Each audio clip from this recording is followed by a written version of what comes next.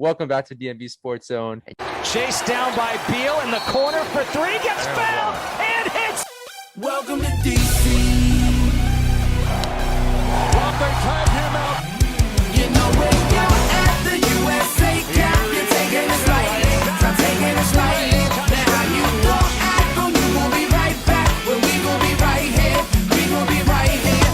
We ain't going nowhere. Welcome to DC. DC, the home of Chuck Brown. Oh, you don't know the sound? Well, let me break it down. What is going on, everybody? It's your boy Bula coming at you with another review for the channel, and welcome back to the DMV Sports Zone. And in today, guys, we have a special guest, former NFL tight end, and now TikTok star Hakeem Valles. Hakeem, can you please introduce yourself to the few people that don't know who you are? What's going on? First of all, thanks, man, for having me on the show. Name's Hakeem. Played in the NFL for 3 years for the Cardinals, Lions, Giants.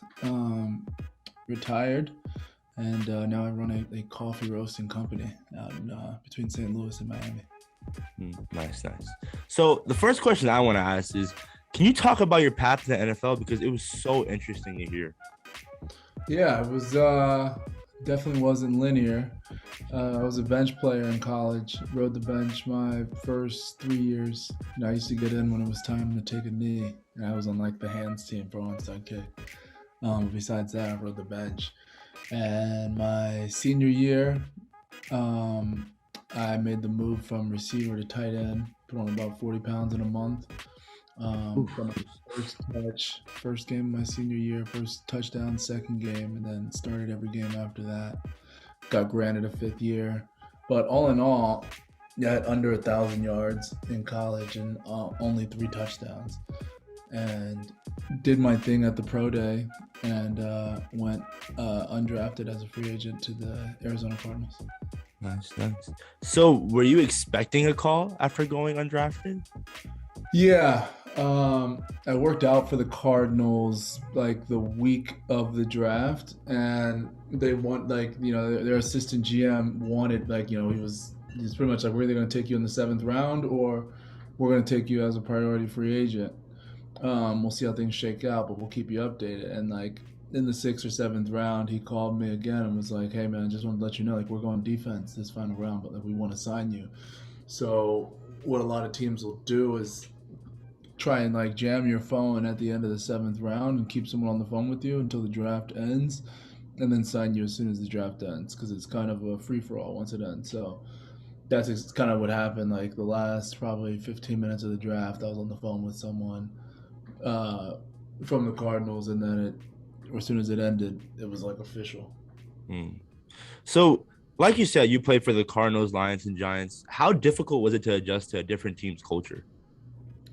The culture is usually the easiest part. It's just the plays and all that. Culture is culture. NFL is a brotherhood. Most guys you're competing with, you've played with, like the circle is very, very small. Everyone knows you're never one person away from someone, and like someone that you're probably close with. So it's pretty easy. Like every team I've played with someone before that. Like when I went to the Cardinals, from the Cardinals to the Lions, Darren Fells was already on the Lions. And when I went from the Lions, and there was a couple other guys too. And then when I went from the Lions to the Giants, Elijah Penny, I was on the Cardinals with him. Kareem Martin, who used to be there, I was on the Cardinals with him. There's a couple other guys, a bunch of other guys, but like there's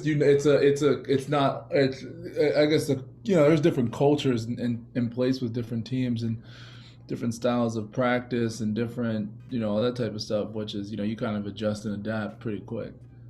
Yeah. So you talked about competing, and in the NFL, what would you say was the best part about competing? The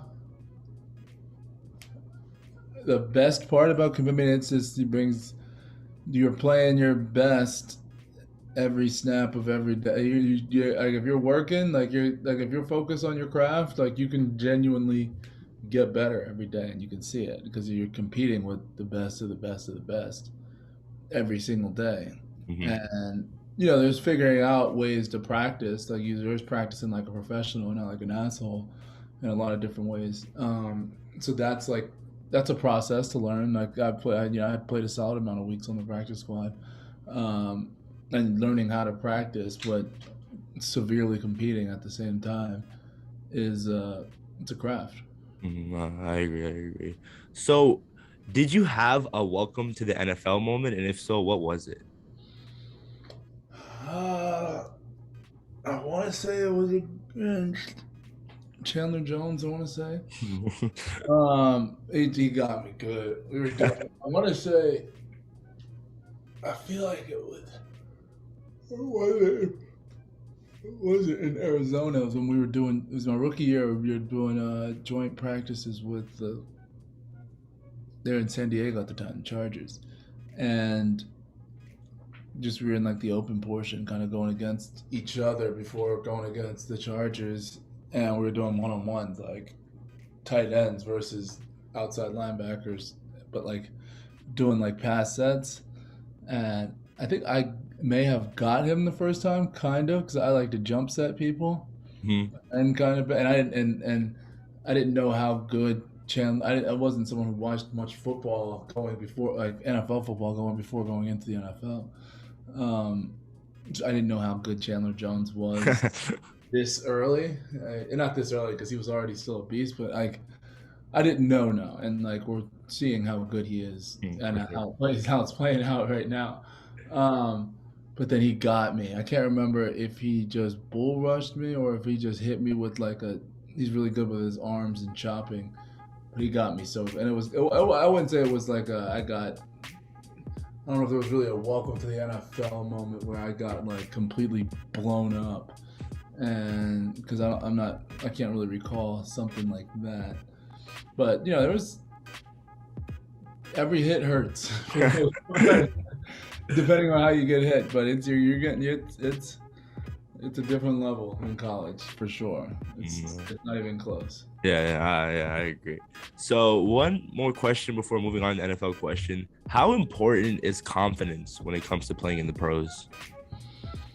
I mean, confidence when it comes to playing in the pros is everything because there's talented people everywhere, but most of those people don't have that same confidence when the lights turn on. And that's something you can't necessarily coach, but it comes with confidence comes with repetition and practicing and getting to a place of unconscious competence of learning your playbook and what you have to do in every single scenario.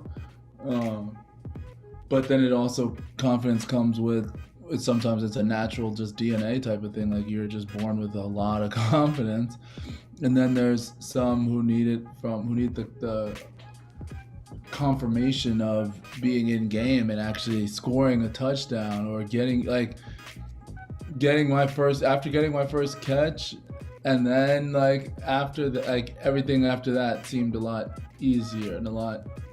You know what I'm saying? Because your Yeah, confidence level goes up. Or yeah, getting yeah. this tackle on special teams, I'm like, oh my gosh, like that's. But I did that's sometimes necessary for from a confidence standpoint. But it's hard because you're getting very limited repetitions in the NFL as well, depending on what your position is and what your role is. I agree. That's very important. So, moving on to the NFL, you played the position. Currently, who is the best tight end in the league? Um, I like Kelsey. I like Kittle too. But I like Kelsey because of his awareness after catching and being able to get all those yards after catch and like after contact as well. But he's very aware. Where a lot of tight ends can make a lot of catches, make nice routes, but they go down after they catch it. Hmm. Versus he's got a dog mentality of trying to score, and that's on top of his skill set. It's yeah, he's at the top of his game still. I agree. I think it's Kelsey as well. He just separates himself from all the other tight ends. So, talking about again the NFL, how important is it to take care of your body when playing in the pros? I mean, it's everything. If you don't take care of your body, your body is that's your moneymaker. I probably got one to two, at least one about 4 hour massage every week when I played in Detroit, and then went to Canada. Well, I went to Canada beforehand. It was isn't that far. It's right across the border, but to get dry needling done, and then I would go and get a massage done for like 4 or 5 hours. But like that was critical, it's necessary. Like, but we also had flow tanks, cryotherapy, and all that type of stuff. Where if I don't take like a hot tub, cold tub contrast, it's like my body doesn't even function in that sense. So it's necessary. Yeah, I agree with you. And how difficult is it to memorize an NFL playbook? It's hard. I mean, it's harder than most things. It's harder than, yeah. I'm trying to think like learning a new language or no. It's nothing. It's very incomparable compared to like how simplified a college playbook is. And I mean, credit to the coaches in college, like for making it simple and being able to make it still work. But just because it's a different level in the NFL, it's the defenses are so complex, and you need to know so many different things that depend on that next play and depend on what's going to happen on that play. And it's crazy. Like it's like thinking about it right now is giving me a headache. But it's necessary because it is like a chess game in an NFL game, like coaches versus coaches, like defenses versus offense. But the actual things that you're learning is severely complex, from running plays to passing plays to pass blocking plays to run blocking plays to hot routes. When a different blitz package is coming, or if there's a different front, how did that change the play, and what can the quarterback audible to? And if he audibles to this, what are the rules now on this play because it's this play in this situation versus this defense? But it's like seconds you got to think and know, and if you don't know, you're gonna get cut, or you're not gonna play, which then you'll probably get cut. On top of that. And it's you put in stuff and then it the next day, and so you're like it's a process. But like once you got your own process on how you learn, it becomes easier in a sense. No, I agree with that. It makes so much more sense. So you played, back like a couple years ago. What's your thoughts on officiating and how it has evolved over the years? It's different. I don't know if we'll get to a place where it'll be like robots or like something like that, where there's nothing gets by in a sense. Officiating's hard. I kind of have not a loose tongue because I don't have strong opinions, because a lot of officiating and rules lean towards offense.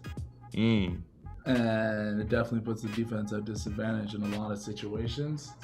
So like I'm not gonna complain about that. You know what I'm saying? Like there's so many things are a personal foul.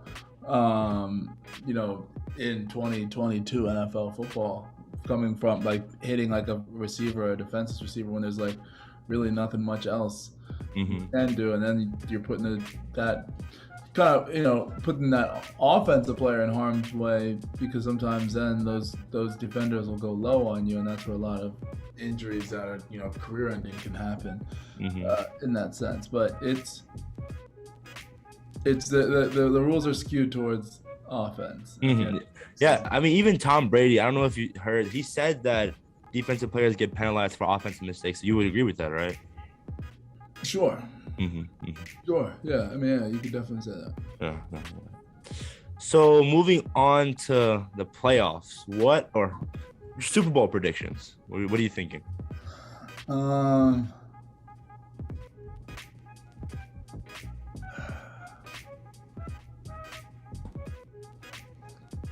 Bills versus Rams.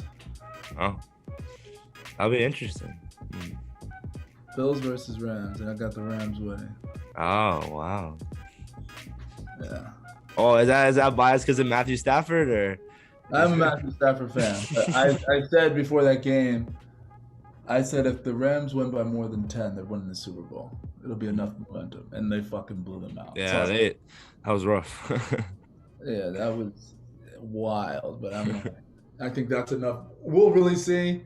Obviously, this is gonna be a Super Bowl game. Bucks versus Rams on is that tomorrow at 3? Mm-hmm. Like that's gonna be an absolute showdown. Yeah.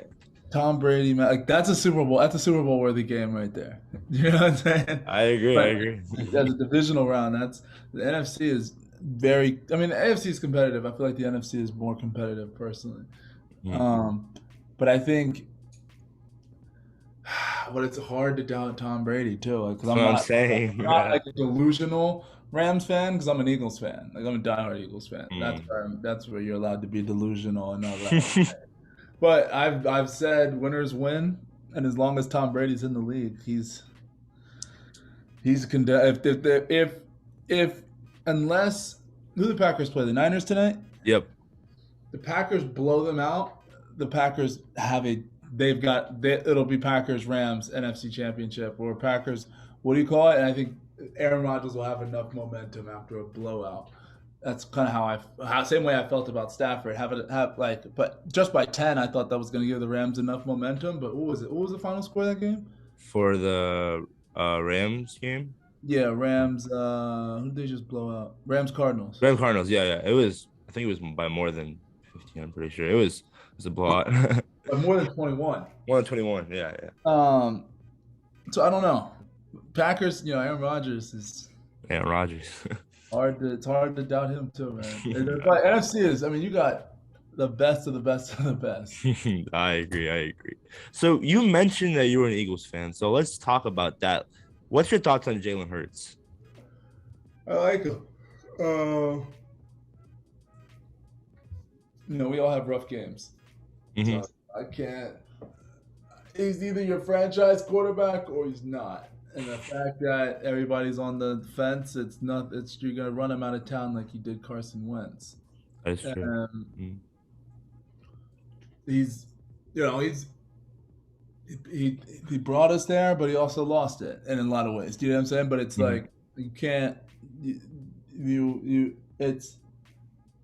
It's hard. I think the Eagles will have a lot. I mean, beginning of the season, no one thought they were going to the playoffs.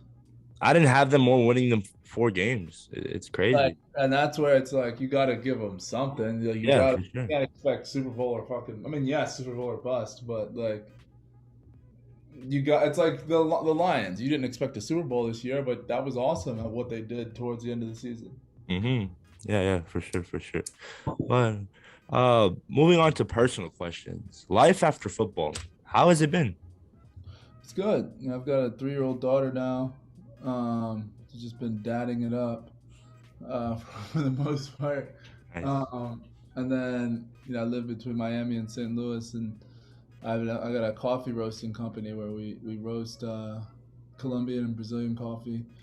Do coffee beans, K-cups, all that type of stuff, and then we essentially we're just launching to customers. Like we've been more or less doing white label type of partnerships with different people, and then working on getting into different offices and car dealerships and things like that to have our products available for employees and things like that. Nice.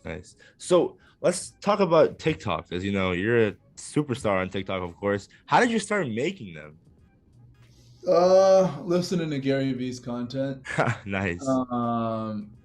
And it made sense. The way TikTok is. How old are you? I'm 19. Okay, so I'm fucking old. I'm 10 years older. Platforms evolve. The reason why Jake Paul made $40 million this year from boxing is because he blew up on a platform called Vine, which I don't know if you're old enough to. No, I remember that. Yeah. But that's whether TikTok leaves or stays, Vine's not here anymore, and they're able to build brand like that. You know what I'm saying? What was I gonna say? You got someone like Charlie D'Amelio who made more than she's making north of $20 million a year. Insane. Yeah. that it's all money in that standpoint. I'm saying more and less of community and building brand. There's no platform like it to do it at such an accelerated rate, find the right audience for the content that you put out, and actually just build some sort of community. Sometimes it's hard to edit and keep up with just doing it. It can be exhausting in a lot of different ways, shapes, and forms. But it's when I post on there, it grows, which is a really cool thing. And there's a pretty cool community on there. And being able to just continue those, warm interactions with different fans, different, other people who are just making content that are sports content as well. Because I feel like it's a pretty cool community. There's a lot of kind of toxic communities on TikTok in a lot of different ways, but I feel like, there's some dicks out there, but like for the most part, at least in the people who are actually creating content that are sports related, it's been a super warm place. Yeah, for sure. No, I agree. Like, I love the community. It has ups and downs, but people like you who make this content is great. So, moving on to the last question, what's your advice for kids that have dreams for playing in the NFL? Just match the audacity of those dreams with the output of your work ethic. You can talk the talk. I want to make it to the NFL. I want to do this. I want to do that. But will you actually grind? Like, like I said, I rode the bench for 3 years, but that didn't stop me from still getting hundreds, if not thousands, of catches in extra before I was actually playing. That didn't stop me from literally continuing to keep my head down and not transferring or something of that sort because I didn't think I was gonna play, or I don't think there's anything wrong with transferring, but you got a lot of guys, as soon as they don't get playing time, they transfer, and it's the same thing that happens at the next place, same thing that happens at the next place, and maybe they need to look in the mirror. I agree. It's Because important. there's freshmen out there that are balling. Do you know what I'm saying? So it's like I was very self-aware, and the person who was playing in front of me also went to the NFL. His name's Neil Sterling, and I knew he was better than me at the time because I was a receiver. And I was just like, hell, I'm not playing at receiver, so I'm going to change the tight end. And that's when my breakout essentially happened. But like, it's really work ethic. Like when I was in middle school, before I had NFL dreams, I wanted to go to the NBA. Like I'm a hooper at the heart, and I used to wake up every morning at 4:30, go to LA Fitness, and Dad would take me to LA Fitness, and I get my shots in. I do these things with they're called jump soles that kind of make your calf stronger so you can dunk faster.